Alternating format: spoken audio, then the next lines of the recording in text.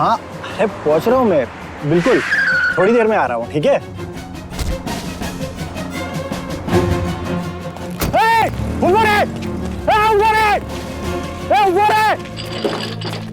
जल्दी, अरे हटो अंदर थी।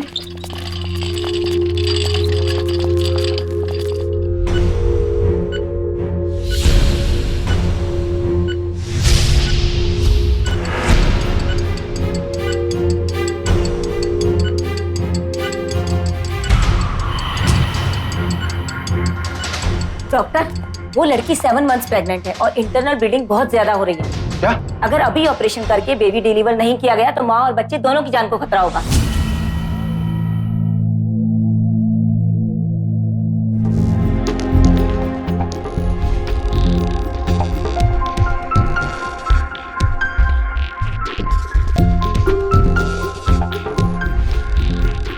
सिस्टर, बच्चे को इनक्यूबेटर में रख के आओ।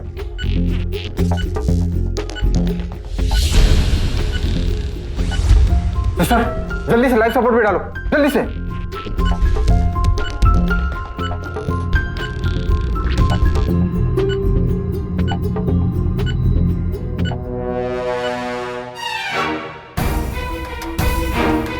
ये तो कोमा में चली गई।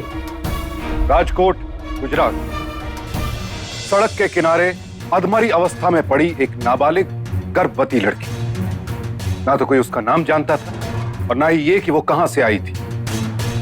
उस लड़की ने उसी अवस्था में एक प्रीमेच्योर बच्ची को जन्म दिया और कोमा में चली गई। ना तो अपने बारे में किसी को बता पाई और ना ही अपनी बच्ची के पिता के बारे में। आखिर क्यों? ये नाबालिग लड़की इस हालत में पहुंची कैसे? और इसकी इस हालत के लिए कौन जिम्मेदार था? क्या थी इस लड़की की कहानी? मैं बताता हूँ। हाँ आई मैं 10वीं में पूरी क्लास में फर्स्ट आई। देखो तो, छान छान, तुझे किसी की नजर न लगे। आणि काय रे, तेरा क्या हुआ? मैं भी 5वीं में पास हो गया। देखिए। हाँ देखो तो, बहुत अच्छा। लेकिन आई अभी बाबा को मत बताना। हाँ, मैं उन्हें सरप्राइज दूंगी। अच्छा। नहीं नहीं नहीं नहीं, मुझे बुद्धू समझा है। अरे मुझे तो पहले ही से पता था, तुझे तो अव्वल आना ही है, इसीलिए तेरा इनाम पहले से ही तैयार है। ये देख, कान का झुमका। आई इसमें कैसी लग रही हूँ मैं? बहुत अच्छी लग रही है। कैसी लग रही हूँ बाबा? बहुत अच्छी बेटा। अगली बार मैं भी फर्स्ट आऊंगा ना तो मुझे भी झुमके मिलेंगे। बेटा पगले, तुझे तेरा क्रिकेट का बैट लाके दूंगा। हैं? जीते रहो बेटा। ऐसे ही अपने बाबा का सर हमेशा ऊंचा रखना। हाँ? तुझे बहुत बड़ी अफसर बनना है बेटा। एक दिन बहुत नाम कमाना है, ठीक है? खुश रहो बेटा। जाओ।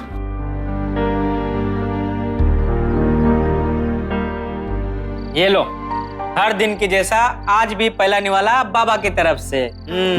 ऐसा मस्त खाने का और मस्त पढ़ाई करने का, है ना? चल खा खा। चल जयन, फटाफट खा।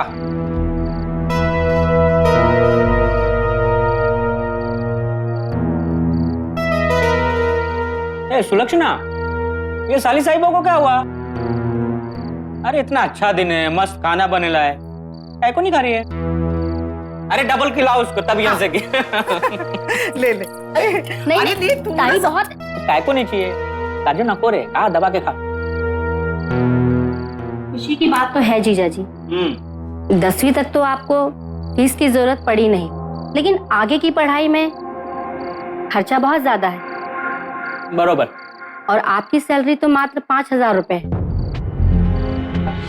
और वैसे भी जीजा जी, सिक्योरिटी की जॉब में तरक्की के चांस कहाँ मिलते हैं आगे बढ़ने को?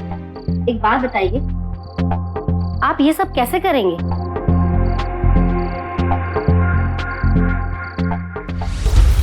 जरूरत पड़ी तो अपने आप को भी बेच दूंगा।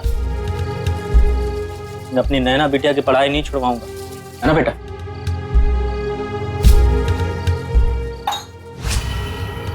किसी को टेंशन लेने की जरूरत नहीं है। बाबा बाबा नैना की मां सुलक्षणा को भी अपने पति सोमेश की हालत का अंदाजा था कि 2 बच्चों की पढ़ाई वो अकेले नहीं करा सकते। पल्लवी की बातों ने सुलक्षणा की इस चिंता को और भी बढ़ा दिया कि आखिर उनके बच्चों को एक अच्छा भविष्य कैसे मिलेगा। चिंता तो थी, लेकिन सुलक्षणा को दूर दूर तक कोई रास्ता नजर नहीं आ रहा था। और फिर खुद पल्लवी ने सुलक्षणा को एक रास्ता सुझाया। आज मैंने तेल से बहुत अच्छी चंपी की है तेरे, तुझे बहुत अच्छी नींद आएगी। अगर ताई, मैं तो कब से कह के हार गई हूँ। कितने सुंदर नैन नक्श है हमारी नैना। किसी अच्छे प्रोड्यूसर की नजर पड़ गई ना तो नैना की जिंदगी संवर जाएगी, और तुम सबकी भी। नहीं रे बाबा नहीं, छोड़ ऐसी फालतू की बातें। ये तेरी फिल्म की बातें हैं ना, सब चकाचौंध करने वाली बातें हैं। केवल सपने हैं, तो हर कोई हीरोइन नहीं बन जाती। देख ताई, एक अच्छे प्रोड्यूसर को जानती हूँ और मैंने उससे नैना की बात भी कर ली है। अब तू मना मत कर देना, ऐसा मौका बार बार नहीं आता है ताई। अकपन, इसके पापा नहीं मानेंगे ना। तो किसने कहा है जीजा जी को अभी बताने के लिए? कल सुबह जब वो ड्यूटी पे जाएंगे तो हम चले जाएंगे, और उनके ड्यूटी के आने के पहले ही हम घर आ जाएंगे। एक बार किस्मत आजमाने में क्या फर्क पड़ता है ताई। यहीं बैठो, मैं अभी प्रोड्यूसर से मिलकर आती हूँ। अरे कोई बात नहीं ताई, आराम से बैठो, ठीक है? बस अभी आती हूँ मैं। जल्दी। हाँ हाँ। सुधा मैडम, वो आ गई है।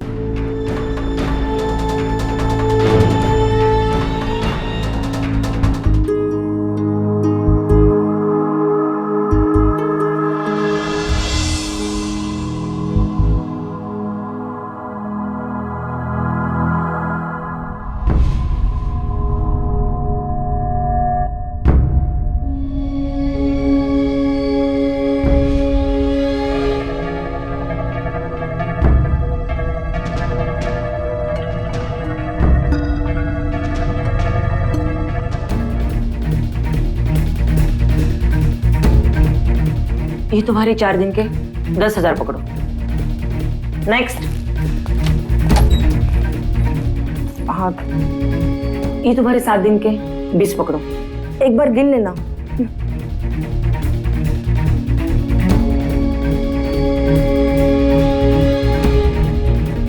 तो ये है नैना? जी, ये मेरी भांजी है। भांजी हो या बेटी, यहाँ तो टैलेंट पर काम मिलता है, रिलेशन पर नहीं। हाँ, अगर तुम्हारी बेटी में काबिलियत है तो काम जरूर मिलेगा, वरना यहाँ तो बहुत से लोग आते हैं। मैडम आप देख लीजिए ना। बेबी स्माइल दो, स्माइल। Very good, perfect. एक मिनट, कैमरा ऑफ करो, ड्रेस चेंज। जी शाम को 7 बजे आते हैं, हम 5 बजे तक पहुंच जाएंगे। चलो बेबी, ये ड्रेस पहनो। ये ड्रेस क्या हुआ? इसमें कोई खराबी है क्या? पहनना नहीं है? हाँ, अगर काम नहीं करना है तो जाओ घर में जाके बैठो। चलो ड्रेस चेंज करो, गो। काम करना है ना बेबी, तो जाओ पहन के आ जाओ। अरे कोई बात फ्रंट पे लेना। Sure ma'am. अरे फुल लेंथ लेना, ठीक है? मुझे कवर पेज में डालना है। हाँ ना। फास्ट ले।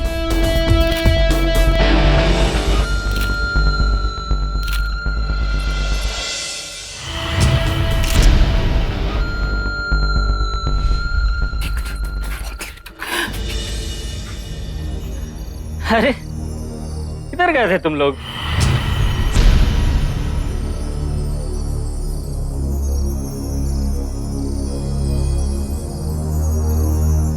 अरे ये सब छोड़िए जीजा जी, अब तो आप मुंह मीठा कराइए। हमारी नैना को काम मिल गया है। सुधा मैडम ने नैना को सिलेक्ट किया है। अरे तुम लोग का दिमाग खराब है क्या? नहीं कराना मेरे को बेटी से काम धंधा। और काय को वो जरूरत है क्या? जरूरत क्या है ये आप नहीं जानते क्या? जयंत बड़ा हो रहा है, उसके पढ़ाई लिखाई का खर्चा, और कुछ ही दिनों के बाद नैना की शादी की जिम्मेदारी हमारे सर पे है। कैसा होगा ये सब? बोला ना, इतना सारा खर्चा कैसे कराएंगे? जीजा जी, मैंने भी हमेशा से इस घर को अपना ही घर समझा। मुझसे आपकी हालत देखी नहीं जाती, इसलिए मुझे लगा अगर नैना आपका थोड़ा हाथ बटाएगी तो उसमें बुराई क्या है। और आजकल वैसे भी फिल्मों में काम करने को कहाँ गलत समझते हैं, इसे तो किस्मत समझते हैं जिया जी, किस्मत। मैम आप यहाँ पे साइन कर दीजिए। आपने पिक्चर बनाई है ना, कुछ तो भी तो नाम बोला था आपने। This is too much. भाई साहब, आप ये सवाल जब से यहाँ बैठे ना 10वीं बार पूछ चुके हैं। अगर आप नहीं चाहते कि आपकी बेटी फिल्मों में काम करे तो प्लीज प्लीज आप इसे यहाँ से ले जाइए। डिस्कसिंग।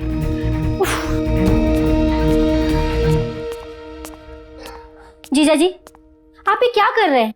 एक तो मैं आपकी मदद कर रही हूँ और आप मेरी फजीती कर रहे हैं। आप देख नहीं रहे, ये लोग भगवान की पिक्चरें बनाते हैं। देखिए, मैया का दरबार, तेरा सहारा, मैं और मेरी मैया,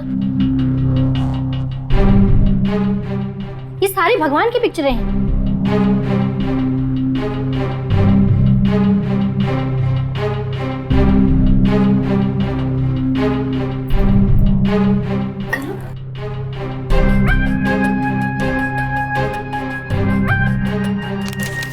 सर आप भी यहाँ साइन कर दीजिए। बाबा कर दो ना। हाँ बेटा।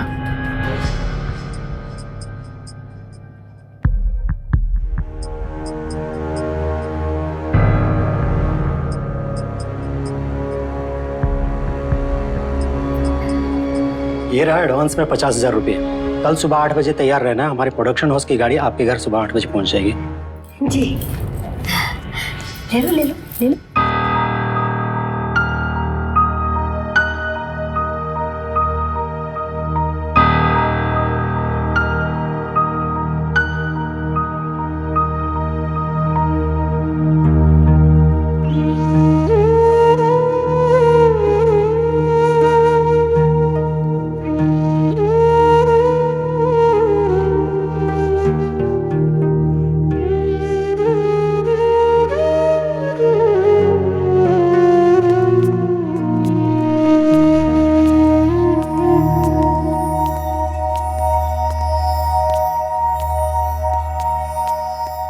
भाई सामान मुझे दे दीजिए, मैं रख देता हूँ। मैं रख देता हूँ ना।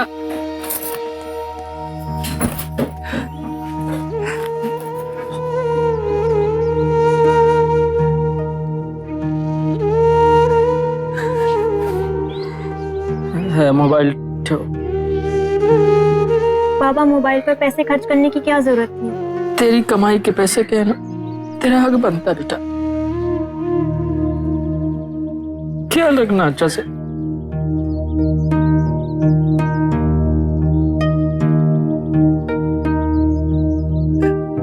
अच्छे से काम करना, अपना ख्याल रखना।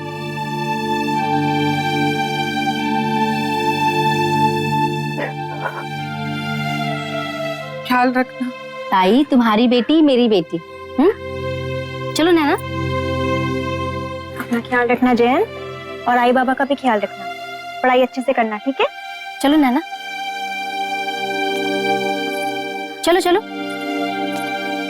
ख्याल रखना।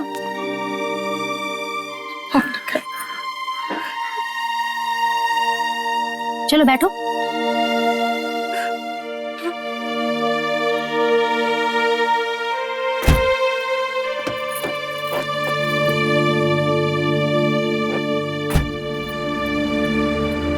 देश के करीब 60 लाख लोगों को रोजगार देने वाली फिल्म इंडस्ट्री की रंगीन दुनिया की चमक दमक किसी की भी आंखों को चकाचौंध कर दे। ये फिल्म इंडस्ट्री के ग्लैमर का आकर्षण ये है कि हर साल देश के कोने कोने से लाखों लोग अपनी किस्मत आजमाने मुंबई पहुंचते हैं। लेकिन बरसों के संघर्ष के बाद भी सबको इस इंडस्ट्री में जगह नहीं मिलती, सबकी किस्मत नहीं चमकती। लेकिन नैना को बिना किसी संघर्ष के इस इंडस्ट्री में जगह मिल गई थी। इस बात की सोमेश को भी खुशी थी। उन्हें तसल्ली थी कि अब उनकी बेटी अपने पैरों पर खड़ी हो जाएगी। और नैना ये सोचकर खुश थी कि वो फिल्मों में काम करके इतना कमा लेगी कि अपने भाई की पढ़ाई और उसे आगे बढ़ाने में अपने पिता की मदद कर सकेगी। इसी उम्मीद और अपनी मौसी पल्लवी के भरोसे पर वो अपनी पहली फिल्म की शूटिंग के लिए चल पड़ी।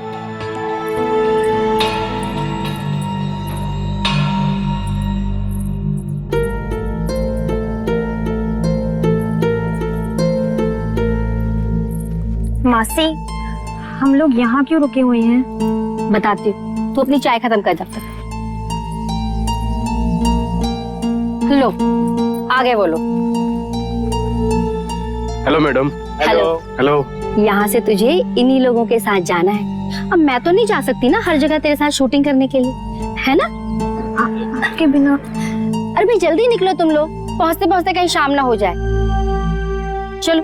अरे सोच क्या रही है, जाना। आइए चलिए। आइए आइए, बहुत लंबा जाना है, लेट हो जाएगा। आइए। हाँ।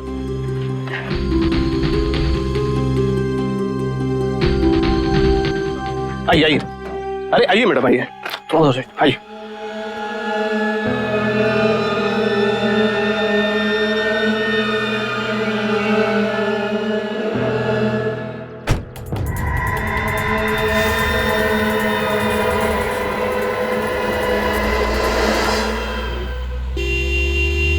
पार्सल निकल चुका है, मैंने अपना काम कर दिया है। और मेरे 50,000 कब तक मिलेंगे? देखो, पहले की तरह लेट मत करना। ठीक है।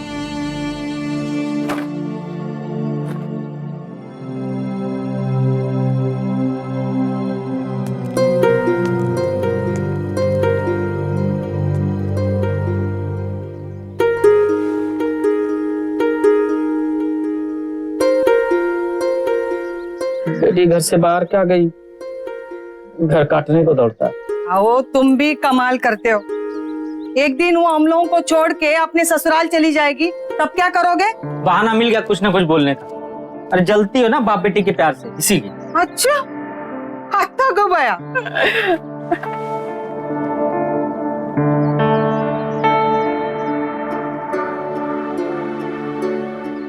अच्छा अच्छा, फोन कर लो उसको, अपनी तसल्ली कर लो। आओ।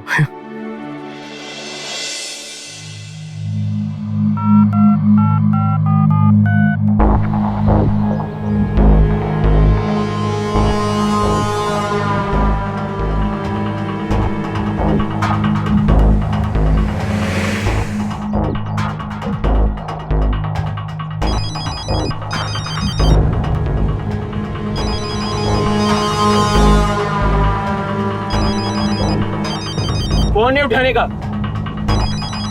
ये क्या कर रहे हैं आप लोग? तू चुप चुप। अरे क्या बदतमीजी है? सिम फेंक उसको बाहर।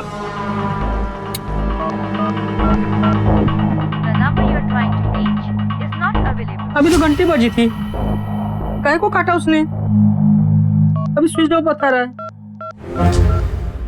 The number you're trying to reach is switched off.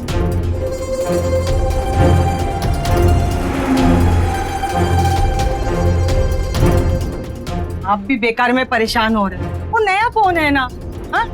वो ठीक तरह से चार्ज भी नहीं हुआ था, उसका बैटरी डाउन हुआ होगा, या तो ये हुआ होगा उधर सिग्नल नहीं मिल रहा होगा। सुलक्षणा ने सोमेश को समझा तो दिया और कुछ समय के लिए सोमेश की चिंता को टाल भी दिया, लेकिन कहीं ना कहीं एक डर सुलक्षणा के दिल में भी था। जब 2 दिनों तक ना तो नैना का कोई फोन आया और ना ही उसका फोन लगा, परेशान सोमेश और सुलक्षणा के पास नैना की खोज खबर लेने का एक ही रास्ता बचा था। सुलक्षणा की चचेरी बहन और नैना की मौसी पल्लवी, जिसकी जिम्मेदारी पर सोमेश और सुलक्षणा ने नैना को शूटिंग के लिए भेजा था। कहाँ है नैना? अरे 3 दिन हो गए, उसका फोन भी नहीं लग रहा है, ना फोन कर रही है।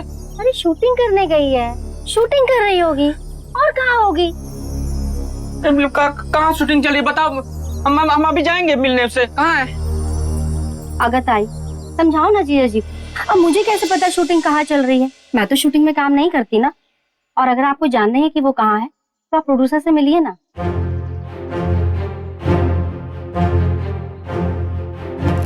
लीजिए, आप अपनी आंखों से ही देख लीजिए। आपको हमारी बात पे यकीन तो आ नहीं रहा था।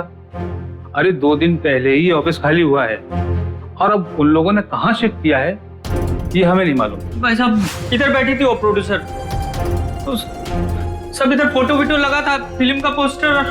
बोला वो लोग किधर किधर किधर जा रहे हैं लोग? नहीं नहीं, देखिए भाई, हमें इस बारे में कोई नॉलेज नहीं है।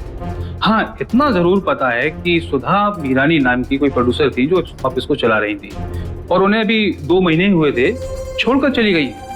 अब वो कहाँ गई ये हमें कुछ नहीं पता। हे देवा, मैं किधर जाऊं मैं ढूंढने? मेरी बच्ची किधर होगी भाई साहब? धीरे रखिए।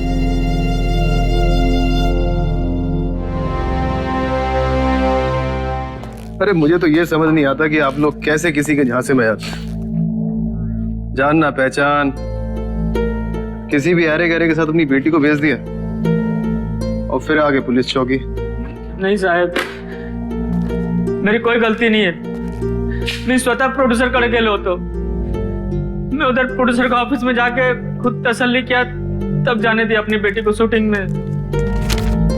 ये लोग 10-10 दिन के लिए कहीं भी ऑफिस खोलते हैं और फिर वहां से रफू चक्कर हो जाते हैं।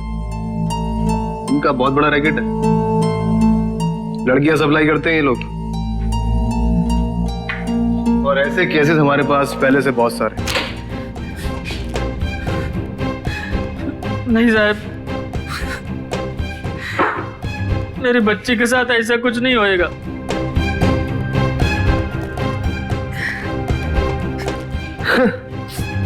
उसके साथ जो कुछ होना था अब तक हो चुका हो,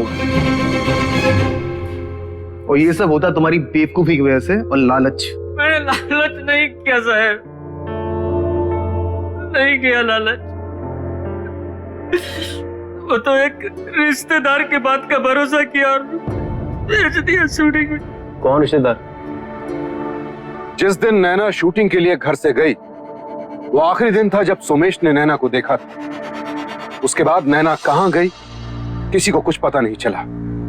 उसे आसमान खा गया या जमीन निगल गई, इस सवाल का जवाब सोमेश को कहीं से नहीं मिल रहा था। और प्रोड्यूसर के बंद हो चुके ऑफिस ने तो सोमेश के दिल को और दहला दिया था। नैना कहां है? अब इस सवाल का जवाब एक ही इंसान से मिल सकता था और वो थी पल्लवी।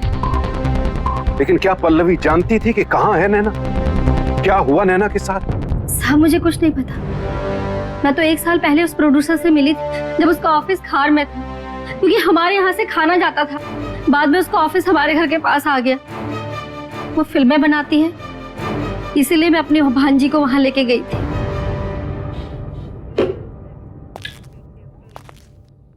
तुम उसे जानती थी तो तुम्हारे पास उसका फोन नंबर तो होगा?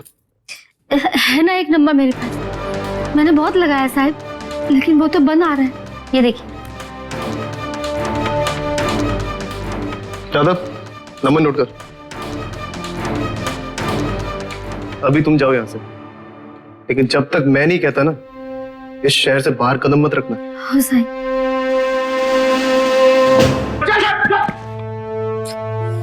कब तक, आखिर कब तक तू ऐसे नाटक करती रहेगी? अक्ल नहीं क्या तेरे में?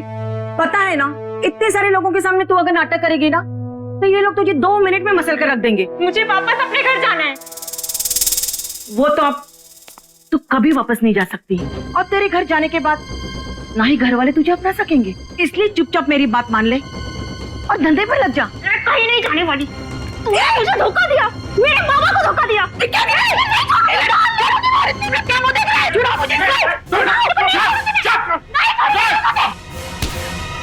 मैं मर जाऊंगी लेकिन ये सारे काम नहीं करूंगी। तू क्या समझती कि मैं तुझे इतने आसानी से मरने दूंगी? हाँ? तुम लोग वो क्या देख रहे हो? ले जाओ उसको अंदर और निकाल दो इसके घर में अच्छे से। ले जाओ।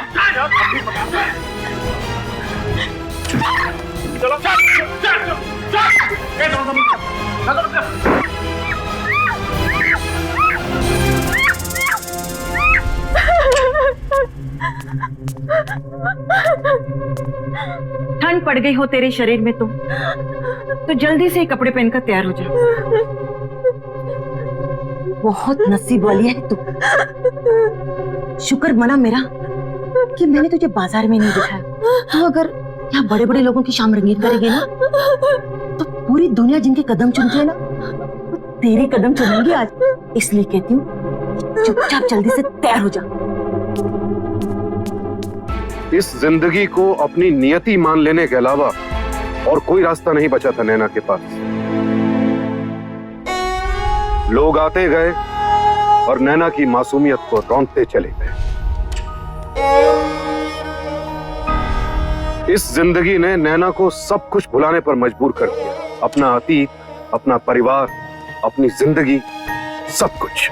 हमारे देश में हर रोज करीब 200 लड़कियां वेश्यावृत्ति के इस व्यापार में शामिल होती और इनमें से 80% अपनी मर्जी के खिलाफ मजबूरन इसे अपना पेशा बनाती। कुछ पारिवारिक झगड़ों से तंग आकर, कुछ गरीबी और लाचारी से हार कर, तो कुछ नैना की तरह बेहतर रोजगार की चाह में इस मौत से बदतर जिंदगी को अपनाने और अपने प्रियजनों को भूल जाने पर मजबूर हो जाते। लेकिन माँ बाप अपने बच्चों को कैसे भूल सकते हैं? नैना की एक खबर के इंतजार में पूरा 1 महीना गुजर गया। पुलिस भी ऐसे सेक्स रैकेट्स का नामो निशान मिटाने और नैना की तलाश में जी जान से जुटी थी, लेकिन नैना का कहीं कुछ पता नहीं था। मजा मूली जब पता लगला कैसा है?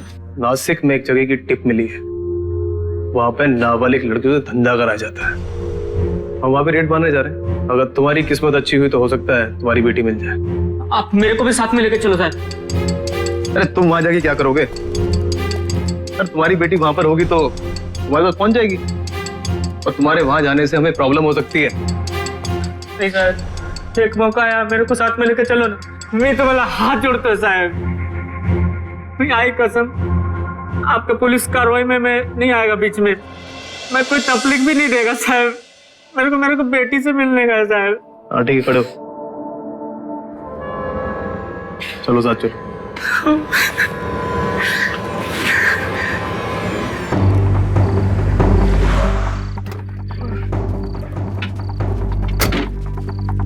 उमेश जी आप यहीं रुकिए, अंदर कुछ भी हो सकता है। मौर्य, और तुम मेरे साथ हो, और ज्यादा मुझसे बोलिए उधर से जाके चेक कर। ओके, फोन आ गया है, जल्दी तैयार हो जाओ, जाना है। सब लोग निकलो जल्दी, पुलिस का रेड गिरा है। चलो चलो, पीछे के रास्ते निकलो। ए देवा, माझी मुलगी भेटून देवा।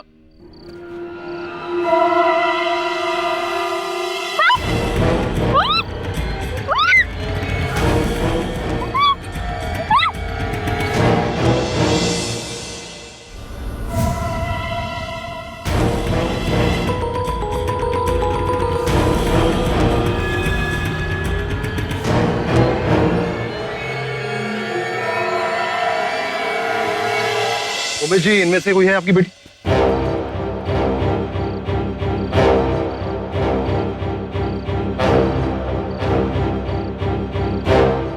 पुलिस अपना काम कर रही, लेकिन सोमेश को अब तक नैना का कहीं कुछ पता नहीं चला था। मगर एक पिता ने हार नहीं मानी। जहां भी हो सका, जैसे भी हो सका, सोमेश ने अपनी बेटी नैना की तलाश जारी रखी। जहां कहीं भी इस तरह की रेड की टिप मिलती, सोमेश पुलिस के साथ वहां पहुंच जाता। लेकिन फिर भी उन्हें हर तरफ से निराशा और नाकामयाबी ही हाथ लगती रही। दिन हफ्तों में बदल गए, हफ्ते महीनों में, और इसी तरह पूरा 1 साल गुजर गया।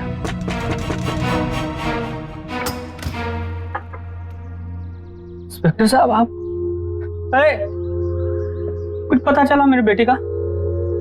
अभी तक तो कुछ पक्का नहीं कह सकते, लेकिन आपको हमारे साथ राजकोट चलना पड़ेगा, क्योंकि वहां के किसी हॉस्पिटल में नैना की तरह दिखने वाली लड़की एडमिट है।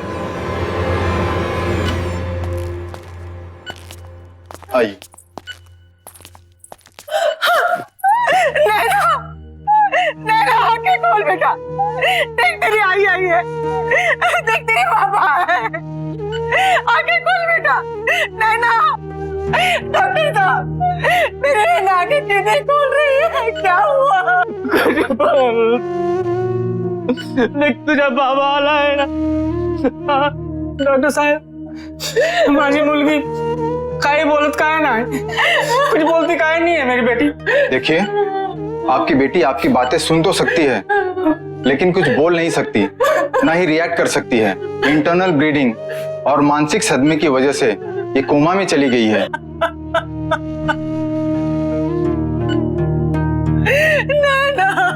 क्या हो गया तेरे?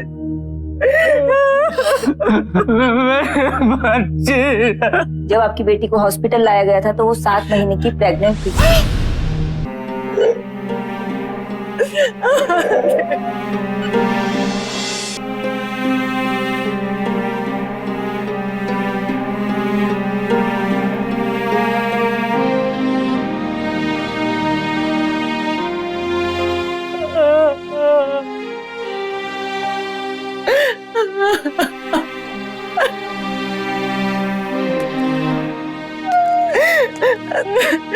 सच में भगवान है, जिस किसी ने भी मेरे बच्चे का ये हाल किया वो कभी सुखी नहीं होगा, उसका कभी अच्छा नहीं होगा।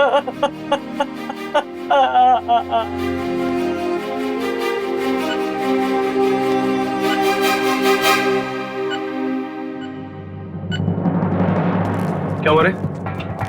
साहब सेम केस, नैना वाला फिर से दोहराया जाने वाला था।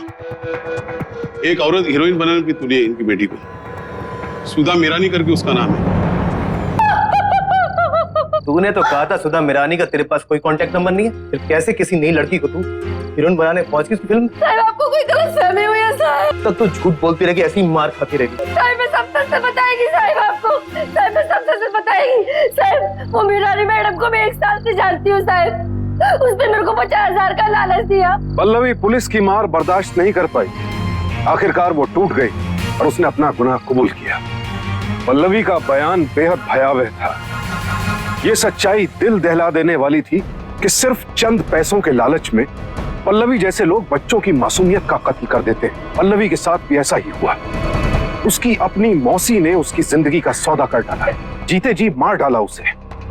क्या कभी कोई कानून मासूमियत के इस कत्ल की सजा दे पाएगा? पुलिस ने सुधा के नए अड्डे पर छापा मारा और वहां से 6 लड़कियों को बचाया और सुधा के साथ काम करने वाले 3 आदमियों को हिरासत में ले लिया। हमें नहीं मालूम सुधा मैडम कहाँ है साहब। थोड़े और डंडे पड़ेंगे ना, मैडम के पत्ते के साथ साथ उसकी सारी करतूतें याद आ जाएंगी। तो जानते हो हाँ साहब, इसके साथ क्या क्या सुनाओ? किसने कहा था तुझे पेट सोने को? हाँ, अब अगर गलती हो भी गई थी तो अपने पाप का अपने पेट में छुपा कर क्यों घूम रही थी? पाप का पता तक नहीं है और माँ की ममता जाग उठी तेरे सीने में। अब ये कराना बंद कर और स्माइल ना स्माइल। मैंने तेरे लिए कस्टमर फिक्स किया। चल अंदर, चल चल अंदर चल।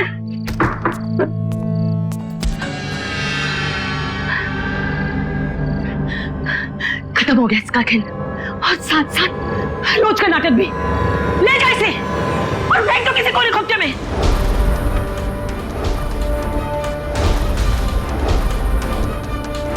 क्यों मारा उसको? साहब हमसे जो सुधा मैडम ने काम नहीं वो किया साहब। अब जो मैं कहता हूँ वो करो। मैडम का पता बता। नहीं मालूम हमको साहब। जब तक ये मुंह नहीं खोलते ना, इनकी मरम्मत करता रहे। छोड़ना मत सालों। इंस्पेक्टर साहब। जी, आप कौन? सुधा मीरानी कहते हैं मुझे।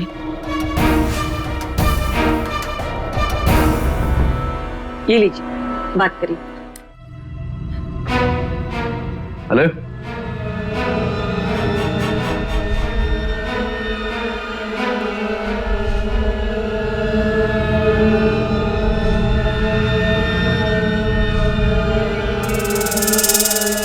अरे आप बिल्कुल टेंशन मत लीजिए, मैं सब संभाल लूंगा। अरे आइए सोमेश जी। अरे आपको इसलिए बुलाया कि आपकी बेटी का हस्बैंड पकड़ा गया है। हस्बैंड? जरा लेके आओ उसको। इसका कहना है कि ये आपकी बेटी से प्यार करता है, आपकी बेटी की बच्ची का ये बाप है और बाकी सब कहानियां हैं। नहीं साहब, ये कोई कहानी नहीं है। मेरी बेटी की जिंदगी का सवाल ऐसा है। अरे तभी तो आपके साथ जगह जगह जाके छापे मार रहे थे, तब से ये कहानी आई तो हम क्या करें फिर? सब समझ में आता है मेरे को साहब। ये कहानी किधर से आ रही है समझ में आ रहा मेरे को। देखिए सोमेश जी, ज्यादा समझने समझाने की कोशिश मत कीजिए। जितना कहा जा रहा है मान लीजिए। आपको पुलिस पे यकीन नहीं है क्या? सोमेश जी, ये आपकी खानदान की इज्जत का सवाल है। अगर दुनिया को पता चला ना कि आपकी बेटी धंधा करती थी तो आप समझ रहे हो ना आपसे मैं क्या कहना चाह रहा हूँ? हो साहब, सब समझ में आ रहा है। और ये भी कि अचानक आपको हमारी इज्जत की फिक्र काहे को होने लगी। और एक बात जान लो साहब, मेरे को अपने खानदान की इज्जत से ज्यादा अपनी बेटी के इंसाफ की है।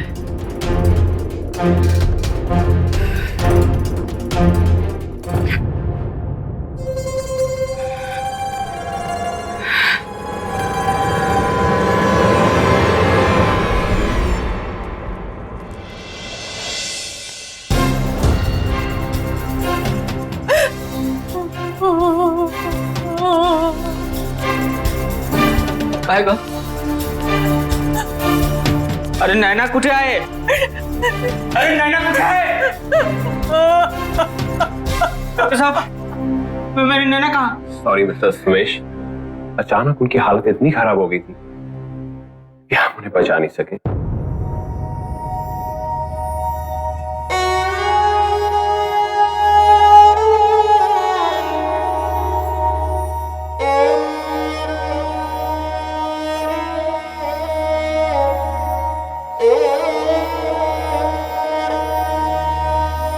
जब ये बच्ची बड़ी होगी, लोग तरह तरह के सवाल पूछेंगे इससे।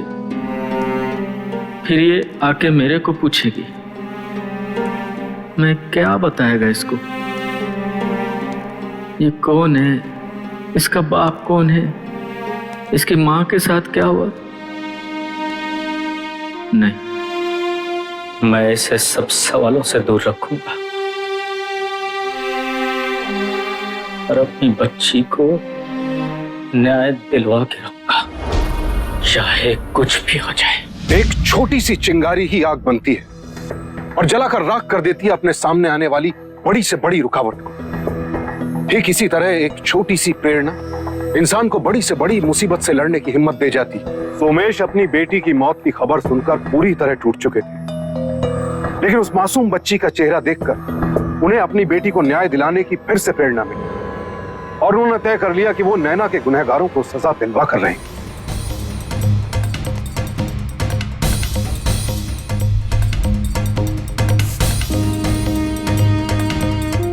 सोमेश ने जो लड़ाई अकेले शुरू की थी, धीरे धीरे उसने आग पकड़ी।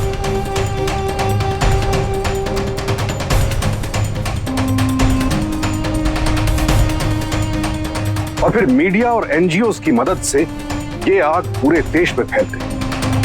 आज हम देख रहे हैं आपकी इस लड़ाई में सारा देश आपके साथ। न्याय के लिए आप अपनी जान तक देने के लिए तैयार हैं। तो आखिर आपने इस आमरण अनशन के बारे में सोचा ही क्यों? मेरा बच्ची थी एक फूल जैसी नैना, उसको फिल्म में काम देंगे बोल के मेरे से दूर ले गया। गलत धंधा करवाने को शुरू किया उसके साथ। गुनहगार लोग खुला घूमते हैं सड़क पे, पुलिस को मालूम है, लेकिन कोई कार्रवाई नहीं करता हुआ।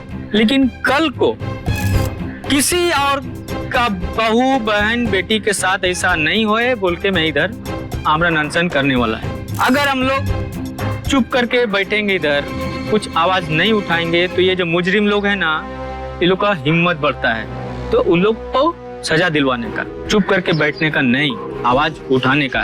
एक पुलिस वाला वो मेरे को बोलता है, बाबा जास्ती बकूना का, चुप करके बैठने का, बोलो मत सबको कि तुम्हारा बेटी से धंधा करवाया, नहीं तो तुम्हारा खानदान का तुम्हारा इज्जत जाएगा। अरे इज्जत किधर मांगा? मेरे को नहीं चाहिए इज्जत, न्याय मांगता है मेरे को, न्याय। सोमेश की कोशिशों और मीडिया की पहल ने इस केस को बहुत ऊपर तक पहुंचा दिया था।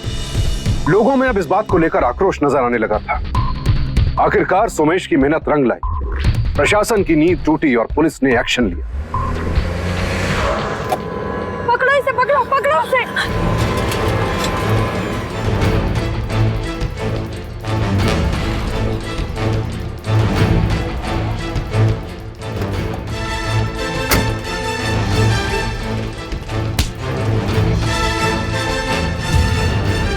आखिरकार सोमेश ने अपनी बेटी को न्याय दिलवाया। अदालत ने सुधा और उसके सहयोगियों को नाबालिग लड़कियों को जोर जबरदस्ती से वेश्यावृत्ति का धंधा अपनाने पर मजबूर करने के लिए इमोरल ट्रैफिकिंग प्रिवेंशन एक्ट के तहत 7 साल की सजा सुनाई। साथ ही पल्लवी को भी 3 साल की सजा सुनाई गई। सुधा की इंफॉर्मेशन पर देह व्यापार करने वाले 3 गैंग्स पकड़े गए और उनके चंगुल से 27 लड़कियों को बचा लिया गया। सोमेश और सुलक्षणा की जिंदगी में अब नैना की जगह नैना की बेटी ने ले ली और सोमेश ने ठान लिया कि वो नैना की बेटी को पढ़ा लिखा कर बहुत आगे बढ़ाएंगे और जो सपने उन्होंने नैना के लिए देखे थे वो नैना की बेटी के साथ पूरे करेंगे।